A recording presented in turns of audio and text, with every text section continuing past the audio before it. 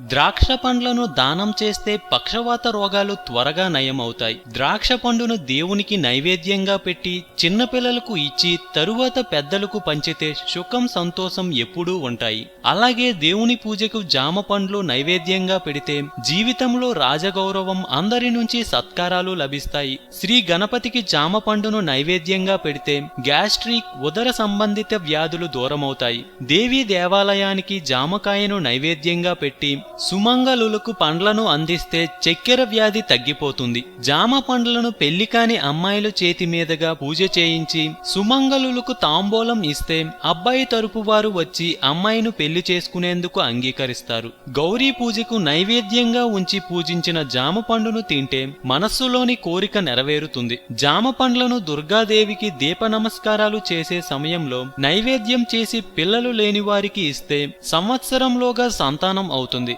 ధన్వంతరి హోమంలో పూర్ణహుతికి జామ పండ్లు వేస్తే చక్కెర వ్యాధి, దీర్ఘకాలం నుంచి నయం కాని వ్యాధులు తొలగిపోతాయి. పిల్లలకు జామ పండ్లు తినేందుకు ఇస్తే పెద్దల మనోవ్యాధి తొలగిపోతుంది. జామ పండ్లను శ్రీ లక్ష్మీనారాయణ దేవునికి నైవేద్యంగా పెట్టి వచ్చిన దంపతులకు తినేందుకు ఇస్తే దాంపత్యంలోని కలహాలు తొలగిపోతాయి. సంకష్ట హరగణపతికి జామ పండ్లను నైవేద్యంగా పెట్టి బ్రాహ్మణులకు తాంబూలంతో కలిపి దానం చేస్తే ఆరోగ్య భాగ్యం, దేహంలోని నీరసం తొలగిపోతుంది. రుద్రాభిషేకం సమయంలో జామ పండ్ల రసాన్ని కమలాపండు రసాలతో దేవునికి అభిషేకం చేసి ఇతరులకు పండును తినేందుకు ఇస్తే నిదానంగా జరుగుతున్న పనులు మీ మనసుకు ఇష్టమైన రీతిలో త్వరగా జరుగుతాయి. తాంబూలంతో పాటు జామ పండ్లను సంకల్ప సమేతంగా పూజ చేసి దేవాలయంలోని గణపతి విగ్రహానికి పంచామృత అభిషేకం జరిపి ప్రార్థన చేసి దేవునికి కుడివైపు ఉంచి ప్రార్థిస్తే వ్యాపారంలో అధిక లాభం కలుగుతుందని పురోహితులు చెబుతున్నారు. హిందూ తత్వం గురించి మరెన్నో గొప్ప గొప్ప విషయాలు తెలుసుకోవాలంటే మా ఛానల్ ని సబ్స్క్రైబ్ చేయండి. మీరు ఈ వీడియో గురించి ఏమైనా చెప్పాలనుకుంటే కామెంట్ ని పోస్ట్ చేయండి. ఈ వీడియో మీకు నచ్చినట్లయితే లైక్ చేయండి, షేర్ చేయండి.